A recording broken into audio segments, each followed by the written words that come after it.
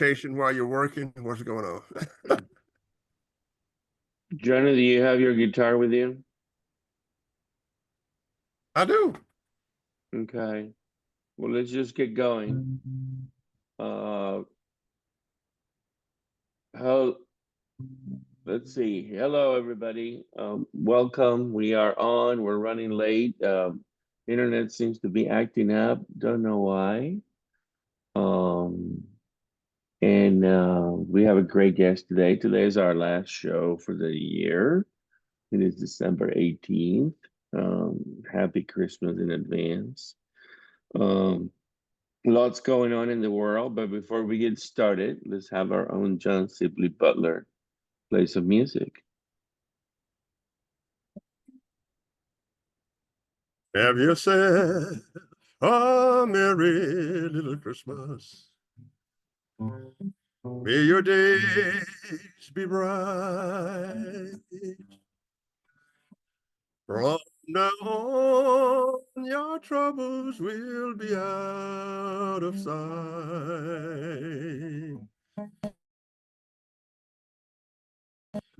And have yourself a merry little Christmas. Make the Yuletide gay. From now on, your troubles will be miles away.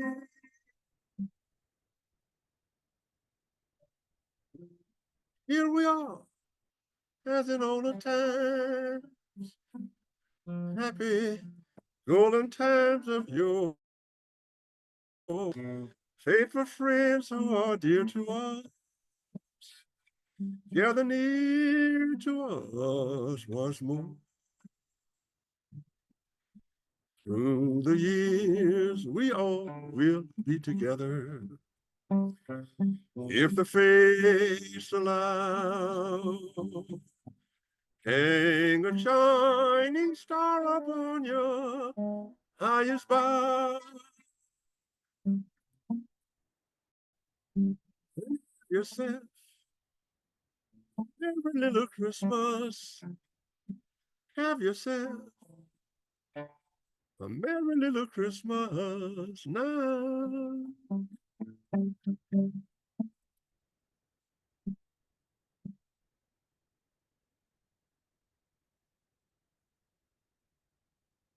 Did you hear? That was the whole song. Uh-oh. Andres, you're muted. Jennifer, could you hear that? I could hear that. Yeah, thank you. Very Yes, nice. I did too. I did too, Johnny. Sorry, I muted myself. I didn't even realize it. I was excited. You're playing Yeah, Christmas my Carol. Zoom, they say, is not responding. I don't know what's going on here. Don't worry about it. Don't worry I about was it. waiting for Andres to respond, but he was clapping even though he was muted. Yeah, I can yeah, see him. yeah. We're good. We're good, Johnny. We're good. We're I might good. have to come back on. You can do that. You can do that. Come back. You leave and come back.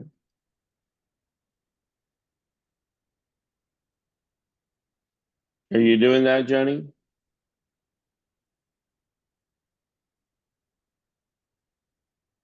He's frozen. How you doing, Jennifer? I'm doing well. How are you? You know, it's been a very, very, very interesting year. Very, very interesting year. And we're glad to have you. And we're delighted that you're here. And just looking forward to spending some time with you. And, you know, I remember a little bit about, a meeting and I'm really interested to learn more about what the head of innovation and research at Cintra does. And you probably have a different outlook than most people about where innovation can be done and how it could be done. And so I'm glad that you're going to be with us. And then your parent company, Ferrovial, it's an interesting company and all the things they do and the engineering capabilities they have. And all the stuff they have built over the years. And so very interested about learning about that. And Johnny, you're back. I'm back. I don't know what you did to me, but you kicked me out. We're having a No, little no, problem. I didn't kick you out. You just, the internet sometimes does its own thing, John. You know It does. that. Well, you missed my song, so No, no, we heard it. It was wonderful, and I was just giving an intro for Jen, who joined us. And so, Jen, welcome to the program. Thank you. Thanks for having me. I'm looking forward to the conversation today. Yeah, so tell us a little bit about Cintra and maybe your parent company as well, and maybe give us an outlook, or what does the head of innovation and research do all day long? Sure. Yeah, try to say this in short. So I work for Cintra. It's a Ferrovial company, and I'll explain what we do. Our parent company is Ferrovial, and we have been in existence. We're celebrating our 72nd anniversary today. I think I'm missing some cake in the break room right now, but happy to to prioritize you all. Hmm. We're celebrating our 72nd anniversary. Ferrovial was born in Spain, and we have a strong presence in Madrid. But we also have a strong US presence now as well, which is our headquarters is in Austin, Texas. So that's where I am. Oh, So Ferrovial builds and develops infrastructure, right? So that can mean many hmm. different things. We have a construction division. We have a highways division, which is Cintra, and I'll go into more detail on that. We have Ferrovial Airports, where we operate airports, build, develop, operate airports. We have an energy division now, which is relatively new for us. Hmm. And then we recently entered the data centers market actually through our construction arm. And so a lot of our efforts are, and it's hard to kind of tackle a broad company so quickly, but a lot of our efforts are, we are involved in the whole project. So from design, build, to finance, to operate, to maintain. So we're in it for the long run for projects. Hmm. So examples for Cintra, for highways at least, we operate several tolled or priced express lanes throughout the country. So we have 3 roads in the Dallas-Fort Worth area that we manage, 1 in Virginia and 1 in North Carolina.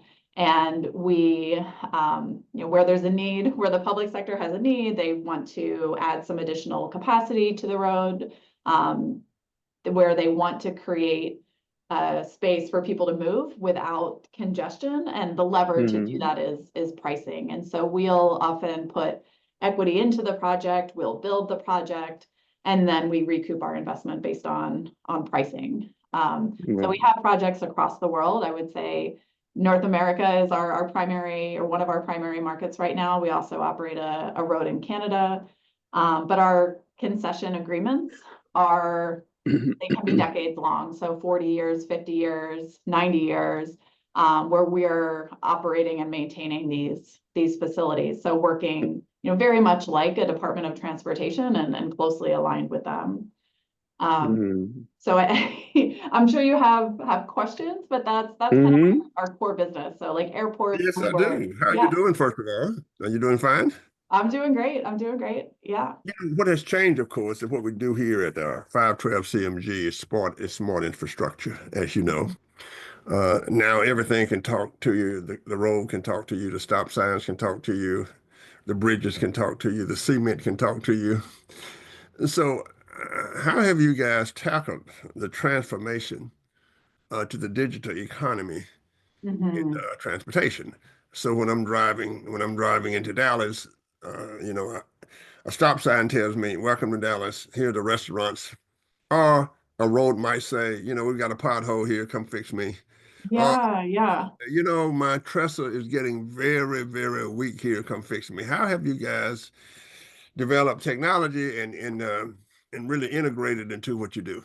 Yeah, that's a great question. So we have a lot, I mean, we have a lot of technology that's embedded just in the tolling system. And then we also have roadside technology. We have technology that helps us with our operations. Like you gave an example of knowing when there might be a problem with the pavement or a pothole.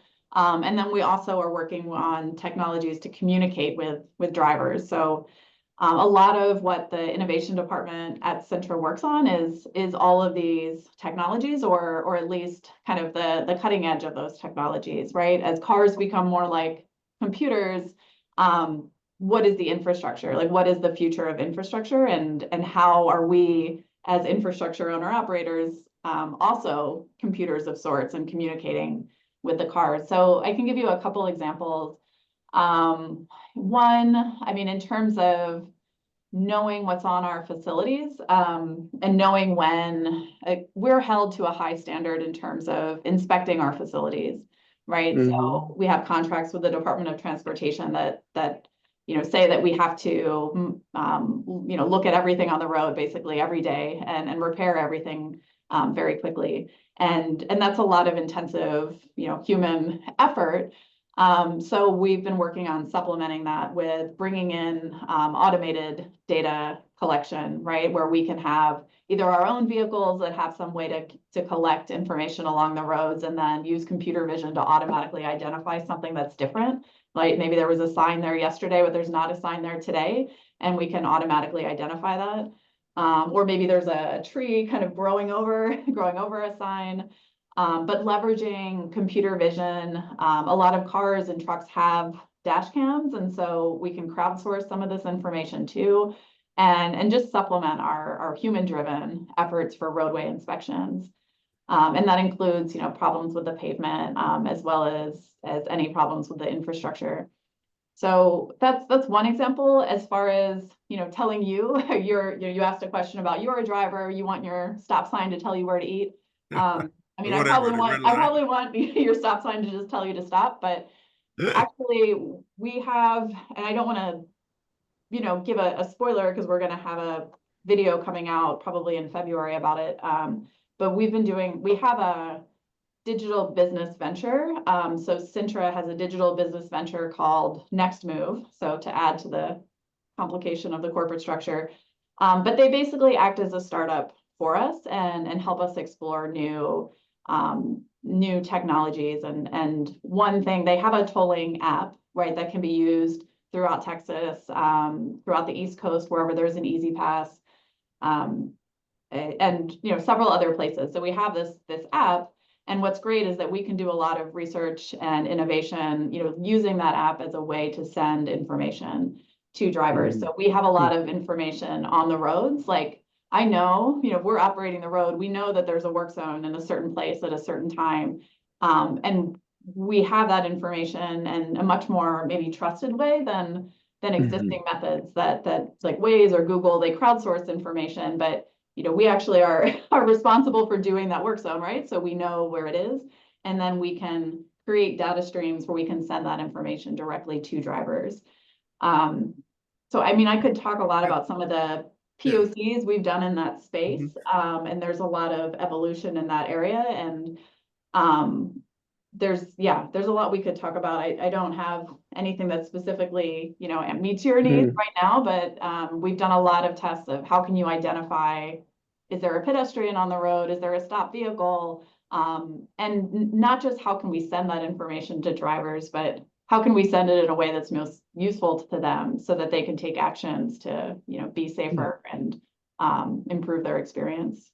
So let me jump in here. Let me jump in here, Jen. And so is it fair to say that there is a computer team in Cintra, there is a software team in Cintra, there is a networking team in Cintra, and how does that all come together? Like, how does that work? Give us a glimpse of that. Okay. So the innovation team at Cintra, we are more like project managers, right? We're staying on top of the latest trends and technologies. We partner with universities. We do a lot of research with universities. As far as development, that can happen either through external partners or actually at the Ferrovial, at our parent company level.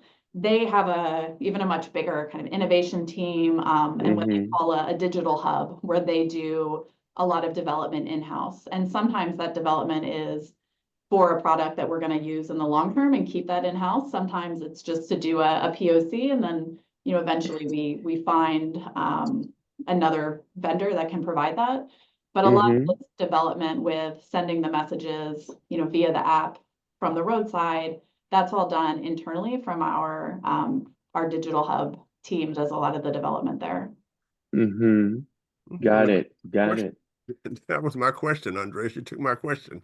Nobody ever asked me org chart questions, so that's interesting. You work with labs, work with the National Science Foundation. You work with emerging companies. What do you get? How do you learn about, or is it all internal? But it's a team. Your team is to coordinate the technologies. You don't develop the technology yourself in Cintra, right? It's a combination. It just depends on what makes sense. And so, I mean, I think why my job's so interesting is because it is kind of hard to define, but we, like I mentioned, university partners, we work with several universities, including, you know, UT Austin, if we're all here based in Austin. And the reason for that is to stay on top of the latest trends, right? What's happening in transportation? What are the latest technologies? We also have at the Ferrovial level, a lot of startup connections, or we have our open innovation group that helps connect us with different venture firms and startups and where we can work with them.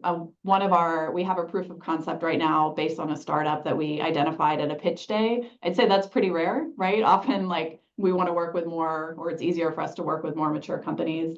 But we also have partnerships with much larger companies, right? Ferrovial has relationships with Microsoft, with NTT Data, and other large companies that kind of help us, right? Like we're really good at what we do, and we do have in-house capabilities when it comes to technology. But for some of these things, yeah, 100%. I mean, this requires partnerships. Yeah, which is like most things today. Exactly. Technology transfer. So let me ask you about the state of Texas, if you will. And let me ask you about different cities in the state of Texas. Do you see any variation among cities in terms of them adopting the new technologies, or is it something that the states say that just interact with the state and they must do? Do you have trouble when you work with city councils, with mayors, or adopting new technologies? How do you interact with the political apparatus in small towns in Texas who've been doing stuff for years, or cities in Texas that's been doing stuff for years? Yeah, I How do mean, you most like our relationships tend to be at the state level, right? So our contracts are going to be with the State Department of Transportation. You know, that said, I think, you know, our presence in the Dallas-Fort Worth area is partly, or in large part, due to the visionaries that were at the North Central Texas Council of Governments, the regional government there. Being able to see a way to meet the needs of their community in kind of a different and creative way. In terms of local, you know, I'm not as familiar with our local connections, but we do have a community affairs group that makes sure that we are connected with the local community. We do a lot of service work, but we typically aren't in a position to be going to a city council. We would be going through the State Department of Transportation. Okay, that sounds good. Yeah. I say that because, you know, we have so many different committees in every small town as we try to really digitize the state of Texas and to make it what we say smart. Okay. All right, Andreas.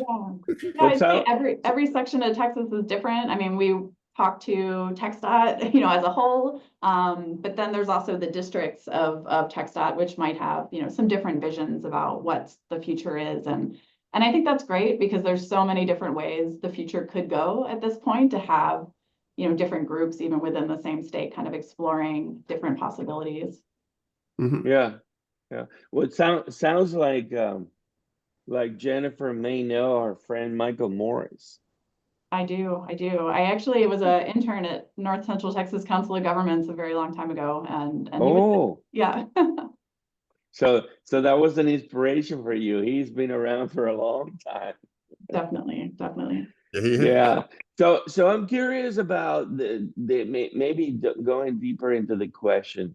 So do you guys only do roads, or do you get into airports and rail and any of that? We definitely do more than roads. I think what we do well is this kind of business model, right? Where Mm-hmm. it's this public-private partnership model where there's equity invested and then some risk in terms of the Mm-hmm. return. So it could be anything. In the US, express lanes seems to be kind of the core of where we've been Mm-hmm. successful. Ferrovial Airports is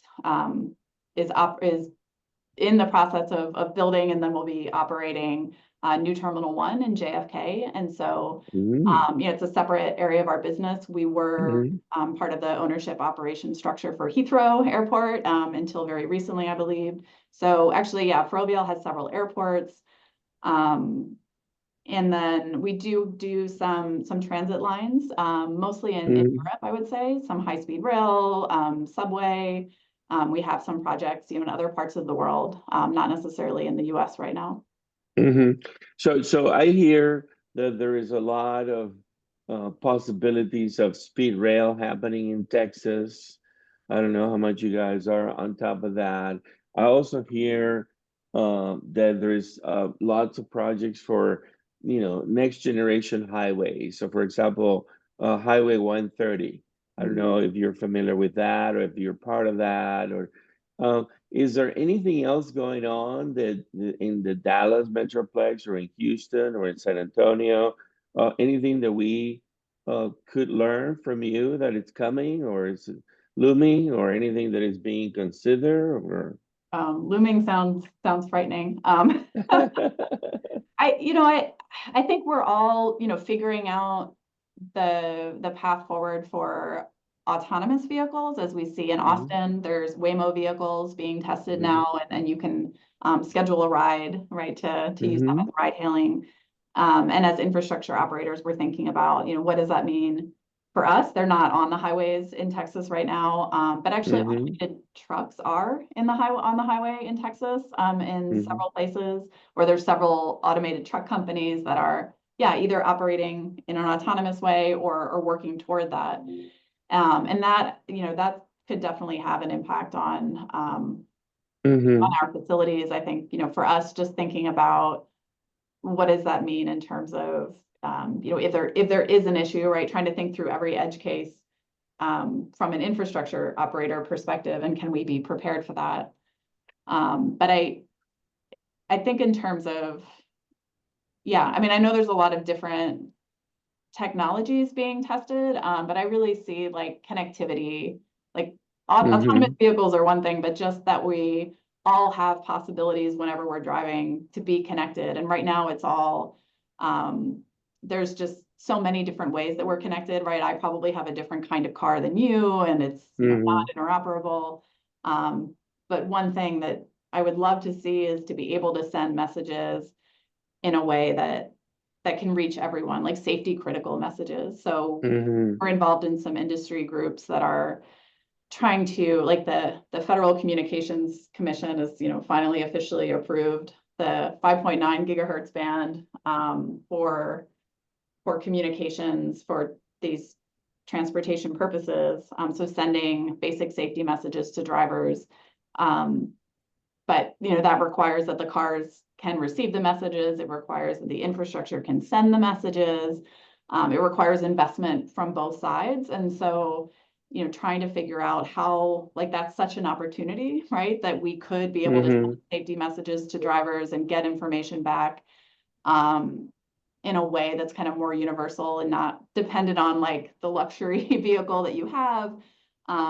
I think that's a challenge that I'm excited to kind of work on tackling, but I don't have a perfect answer for you today. Yeah. Where clearly, again, you guys are US centric, but your parent company is global.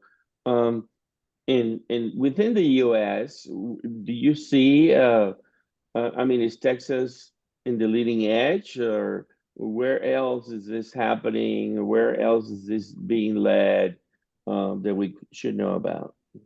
Yeah, we're definitely global too, so I don't want to make that, Okay. I think, we've done a lot of innovative efforts in Virginia. We operate I-66 outside the Beltway, just outside the DC area.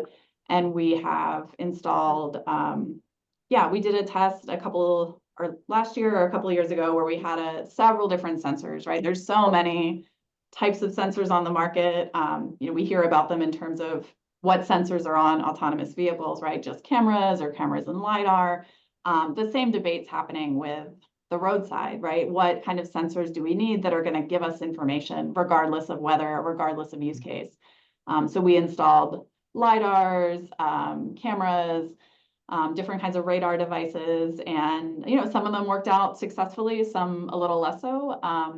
We were able to, using LiDAR, successfully detect wrong way driving events. I think that working with the Virginia Department of Transportation, we did some successful testing in that area. So Texas is always trying to be a leader, though.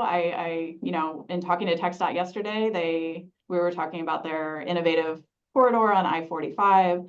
I was just interested in getting an update from them, but that's something they said is, we want to be at the cutting edge. We want to be the #1 DOT, and I think they're definitely up there, if not there, right? TxDOT is in every conversation and willing, to try new things in a way some other states aren't. So it's definitely a good place to be. Sure. Well, let's ask you about what we're talking about here also, all of the data that you're collecting at the same time to manage the city, such that if you look at, if we have a smart bridge, we need someone to manage the smart bridge and see when it's going to fall apart. We have automobiles. We can sit there and watch all the autonomous vehicles. We will do that. And it'd be just like, the airplane system that we have now when you're flying across the skies. People ask me, well, are these cars going to hit each other? I said, well, pilots are not really flying the planes, okay? We have a whole system where they're flying the planes. So in terms of the data that you're collecting to make businesses better, I'm an enterprise person first, to make a Microdale better, to make a Southwest Airlines better, to make a HEB better, and how they do businesses. Talk to me about the data that you are collecting that could be good for enterprises. You can share with enterprises to make business in Texas better. Okay. We like driving around in autonomous vehicles, but I want to say, well, if I'm at a UT game and I get a little drunk, then I can get an autonomous vehicle to take me all the way to College Station without having to worry about having a wreck. So I want to know the data you're collecting and your projected impact on improving business enterprise, because we don't want this just to be a Disneyland. We want it to improve business enterprise. Yeah. I mean, I think that, okay, I guess I'll answer your question in a couple ways. I mean, one, in terms of the data that we collect, I mean, it depends on the facility, but I mean, a lot of we'll collect data on like how many people are choosing to use our facility, where are they getting on, where are they getting off. We do have access to some like third-party data sources that help give us more information on travel times. We have radar devices that measure speed and volume. And we're using that. I mean, that's not answering your question, but we are using that to constantly look at, is our facility meeting the needs of the people using it? And that could be personal drivers, it could be you or me, or it could be freight on many of our roads too. And so that starts to get at the business part of it, but we're always looking at, is our facility and how we're operating it meeting the needs of the people using it? And if not, if we start to see patterns that indicate, really everyone wants, we can see that people want another exit here, right? Or they want to, it's not easy to change a road geometry, but the data is helping us continuously evaluate that and then propose improvements. So that's kind of part one. I think in terms of impacting business, I mean, we do a lot of working on some of our roads in particular, where we do have access to information about who's using it. That's not true everywhere, right? A lot of times we have to work through the DOT, and they do the billing, and so we don't have that customer connection. But where we do, we can sometimes form relationships with the fleet operators or the businesses that are using it, and talk to them, like even one-on-one, like how are you using the facility? Is it working out for you? are there maybe incentive programs that we can create that kind of help them use it more? But we find that it can help businesses a lot to have a free-flowing path, right? And I think that's part of the reason why the Dallas-Fort Worth region has been so successful, is they have this network, and they're not all ours, right? Others are operated by North Texas Tollway, but to have a free-flowing path from different origins to different destinations, not only helps if like I need to go run and pick up my daughter from daycare, or have an emergency, need to get somewhere, but we find that businesses take advantage of it too, to meet more clients, or deliver more packages, and it provides a boost to the economy in the area. Well, let me ask it another way. If I were to come to you and say, I'm going to create another profit center for Cintra, I want all of your data, and I'm going to sell it to business enterprises so they can do business. Would you allow me to come in and create a whole new profit center around data science, where actually, the data that you have will be actually sold to the Dells and the HEBs and the small enterprises that make our economy go so well?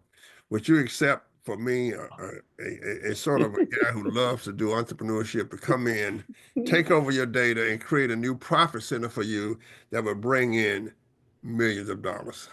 I would love to take you up on that.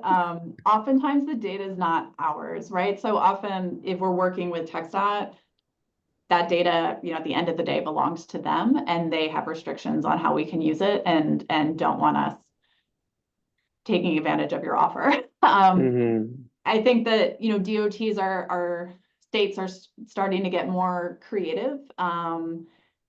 We don't, transportation funding, as you probably know, is not, we have a big need in terms of funding to maintain our roads and operate them. And so there are some DOTs that are really starting to think creatively. I think public-private partnerships is creative, but even kind of taking those public-private partnerships another level, and maybe new agreements that allow for more data sharing, or allow for third parties or private entities to make money through infrastructure, like sensing infrastructure in the right of way.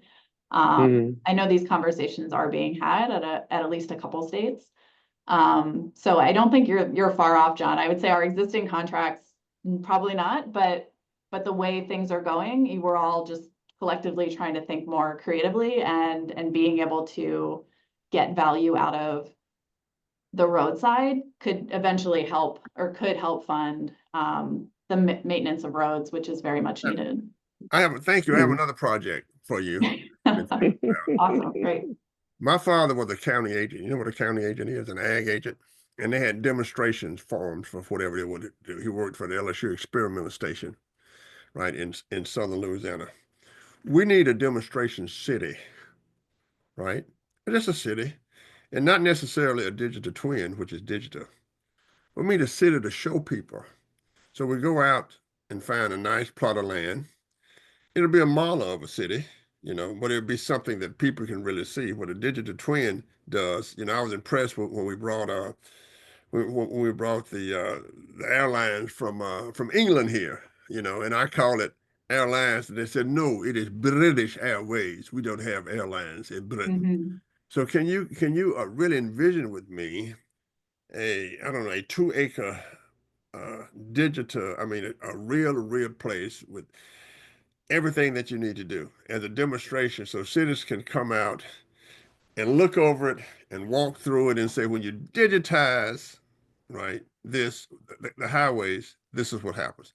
We have potholes, because to me, we've gone so far on the digital side, people cannot look at the real things, that happen.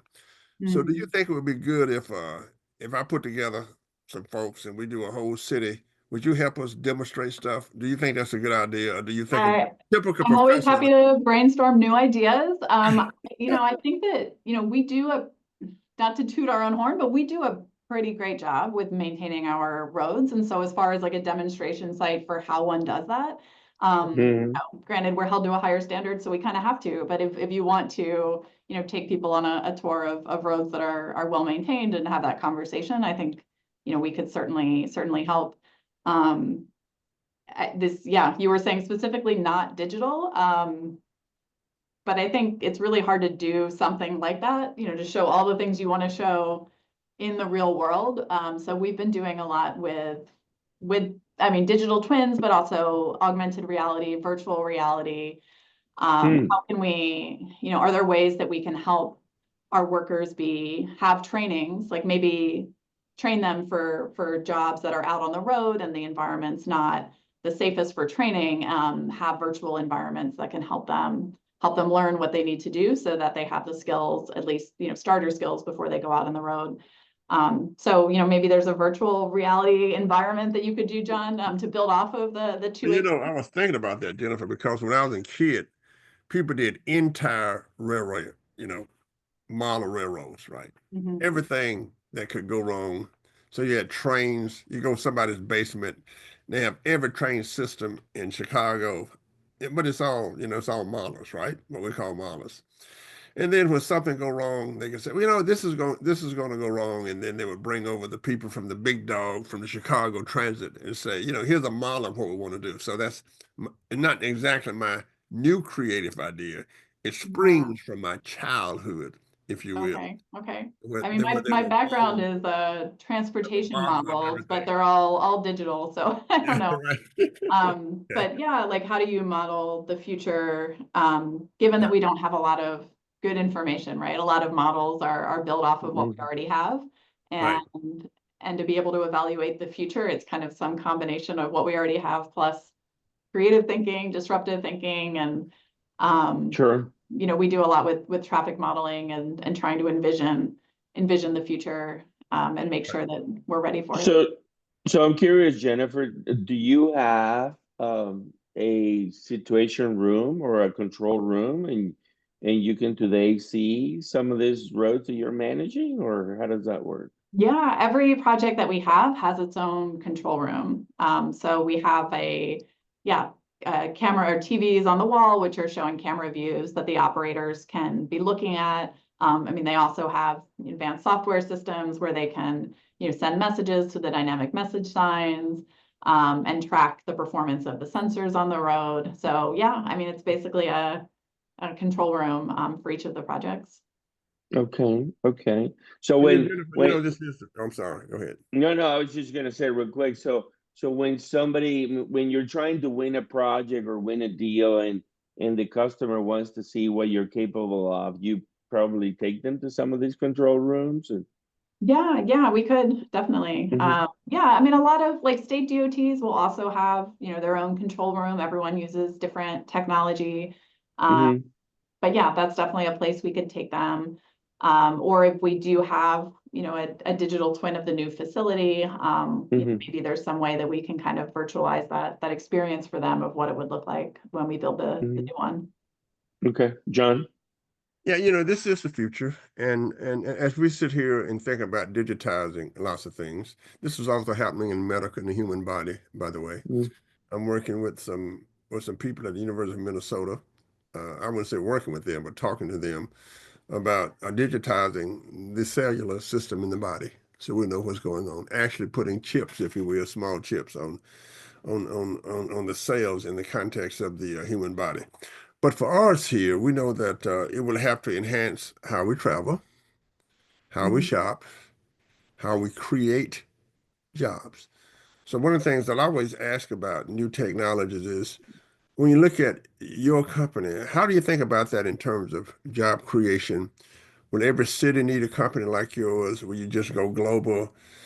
And as you hire people, what is the impact on creating jobs, say in Central Texas and globally, especially for your industry? Let's just call you an industry. Yeah. Call you an industry that analyzes digital. Yeah, I wish I had the numbers on me. We do put together an economic impact report about every other year where we look at the economic impact of our projects, because when we come in and we are, we're designing the facility, we're constructing it. So we're hiring a lot of people to do the construction, and then hiring people for the operations and maintenance. And then by having the facility there and operating at that level of service, there's definitely positive impacts to the businesses in the corridor area.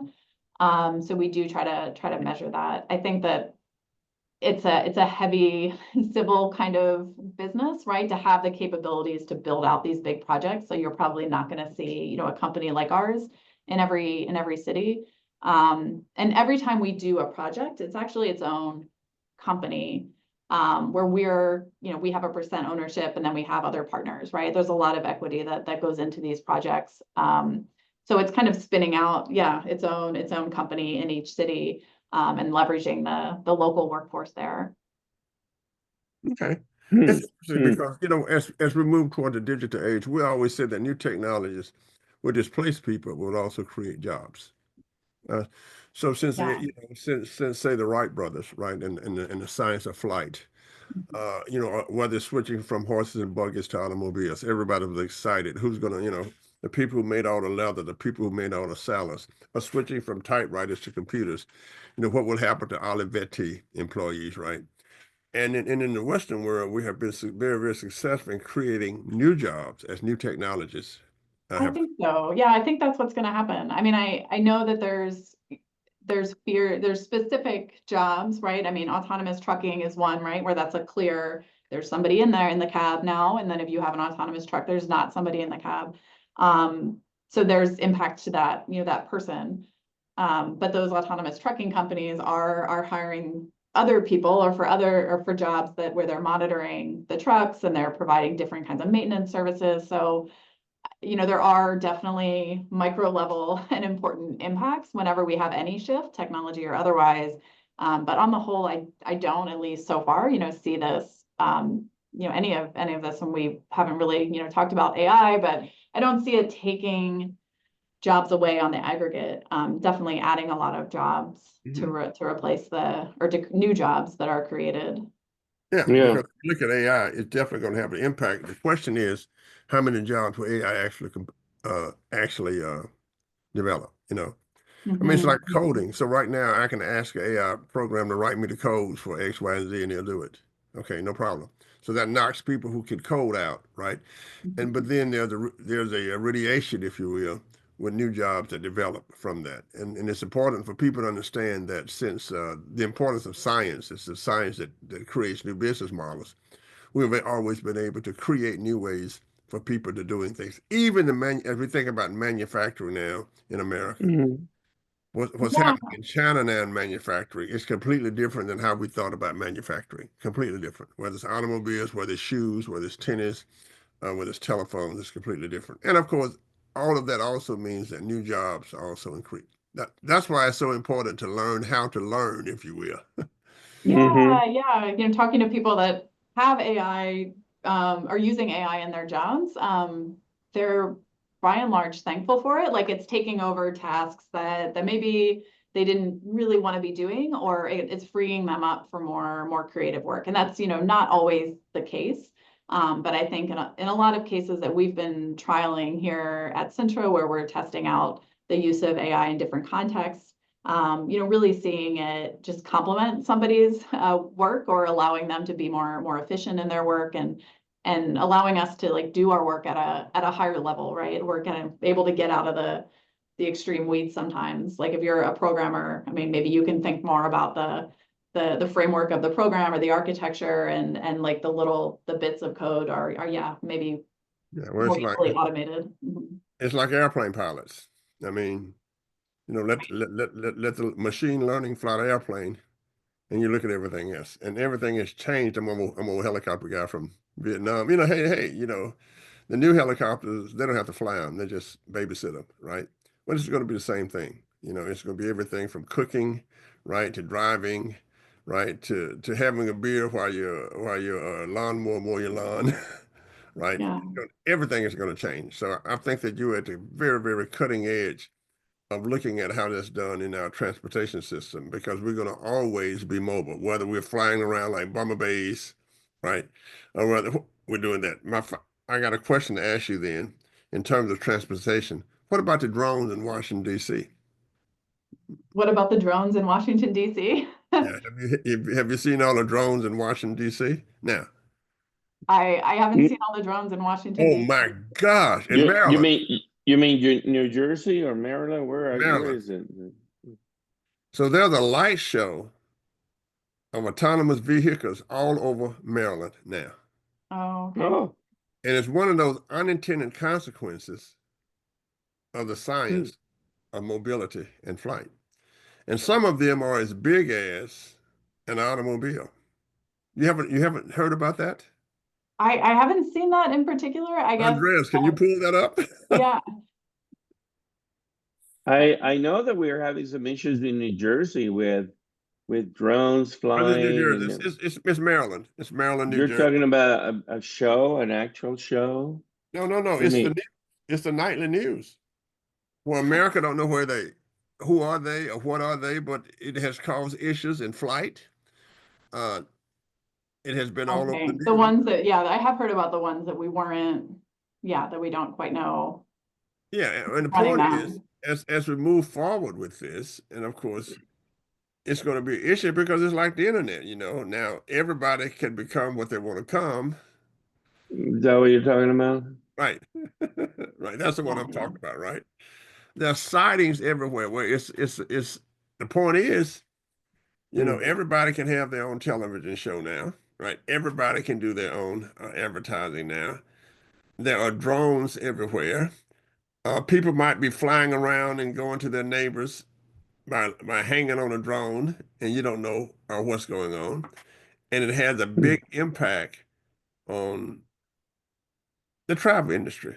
So we have had instances in Maryland where flights have been interrupted. Pilots have had to do other things. So my question to you is that, there are always unintended consequences of everything that we do digital, right? Hmm. So what are the unintended consequences that you might see based on what you guys are doing? Just Yeah. unintended. No, I mean, that's a great question. I think we always try to think through it, but you don't know what you don't know at the end of the Right. day.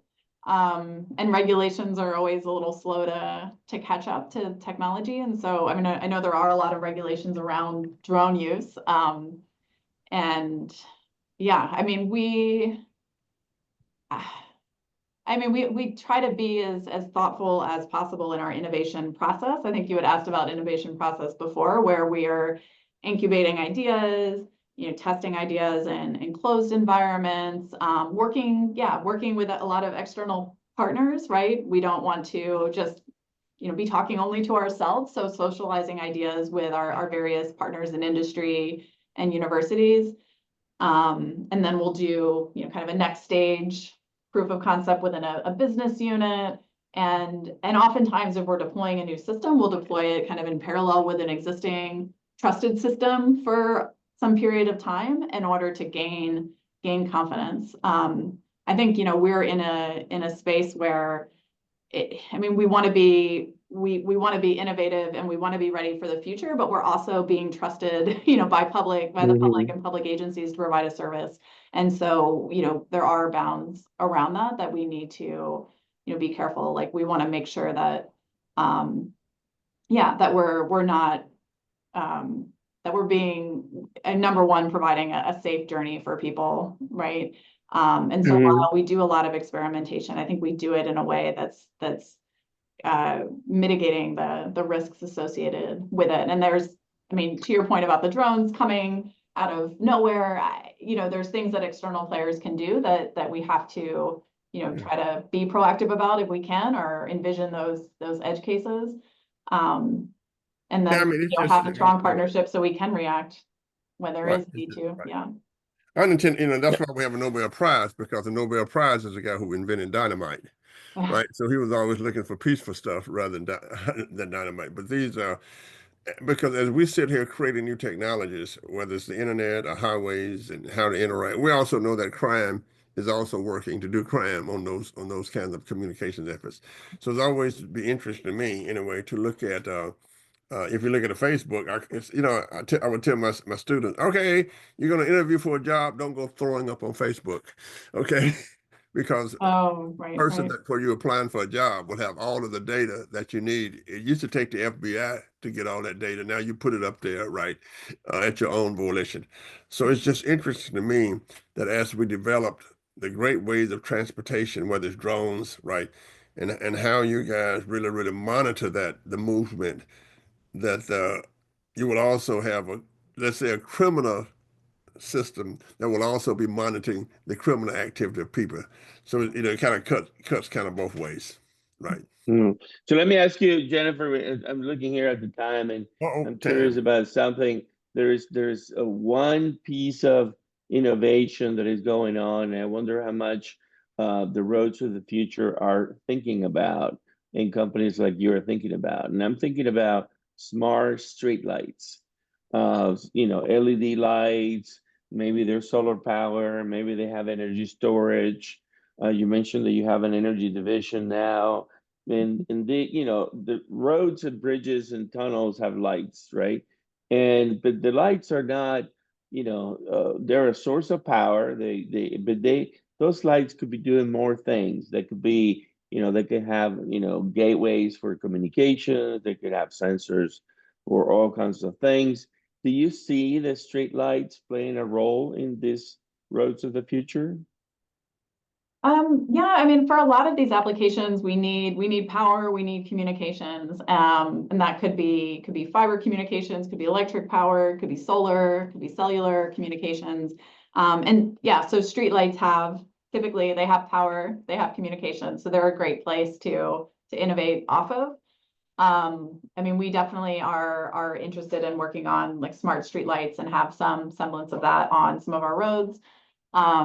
And we have a lot of different poles and different roadside equipment that has power and communication. So, but for a city, a more urban environment, that's where I've seen a lot more innovation around the streetlights, where that's a key piece of public infrastructure that is at every intersection or mid block, and that yeah, I mean it does make sense as a place to kind of leverage as opposed to add more things to the streetscape, right? If you want to Mm-hmm. simplify things and people kind of visually, want things to be simpler in their in their streetscape, then Mm-hmm. I've seen some really great urban smart streetlight applications.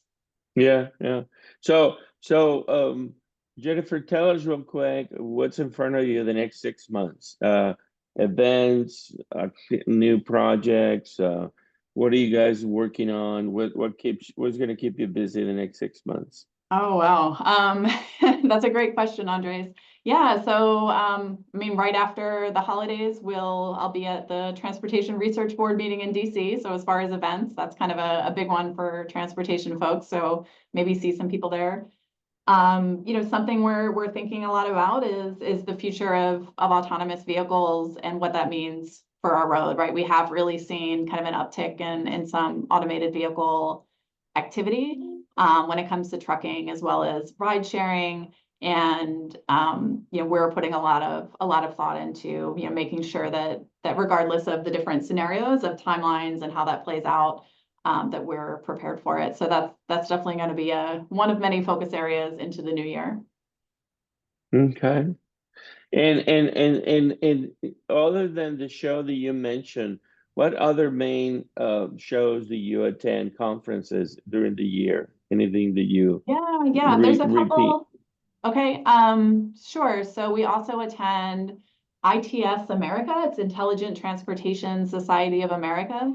They'll have a meeting, I believe in August, in Atlanta, Mm-hmm. and we'll definitely be there. And that's a great place to talk about these topics. We'll definitely be talking in some of those conversations.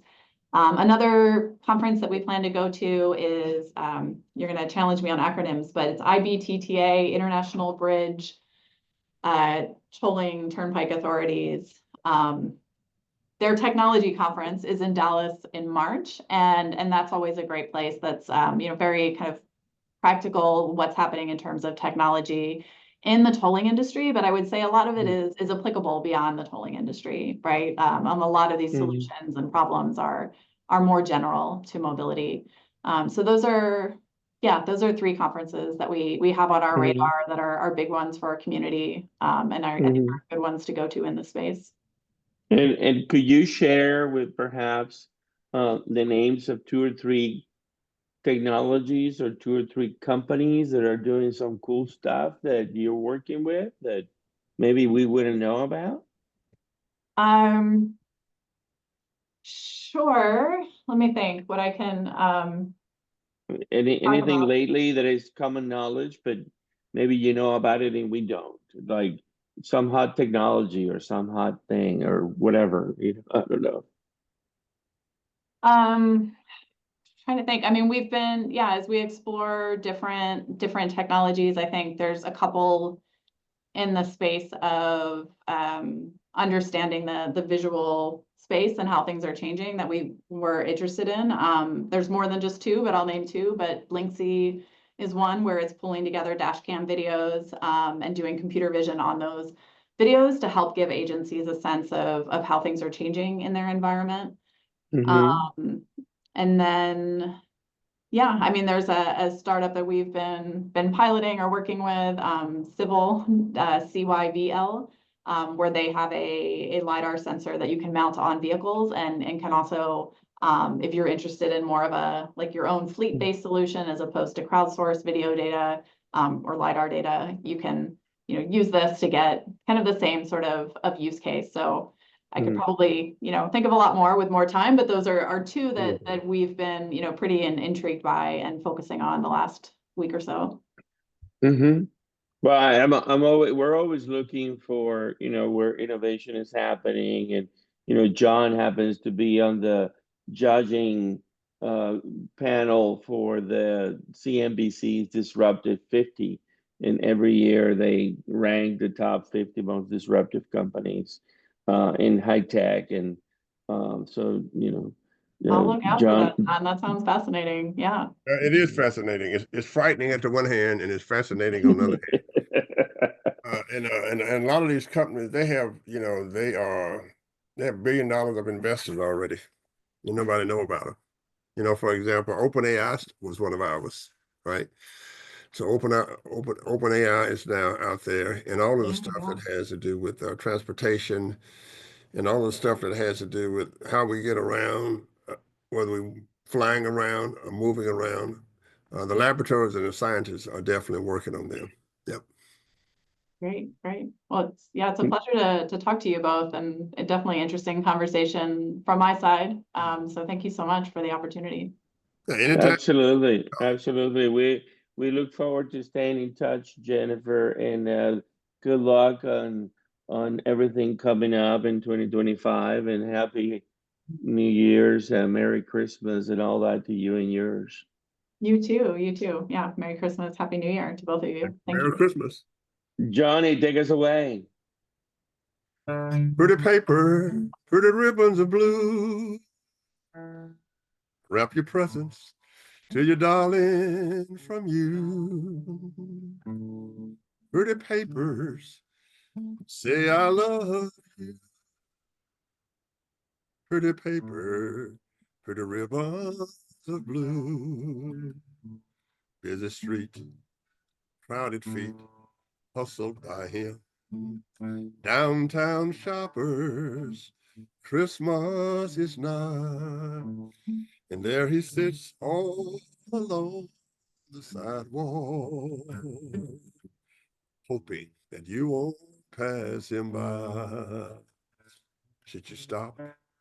Better not, much too busy. You better hurry, my, how time flies. And in the distance, the ringing of music. And in the midst of the music, he cries, pretty paper, pretty ribbons of blue. Wrap your presents to your darling from you. Pretty papers and pencils to write I love you. Pretty paper, pretty ribbons of blue. Merry Christmas. That's a good one. Thank you, Johnny. Thank you, guys. You betcha. Thank you. Bye. Okay, take care. Bye-bye. Bye.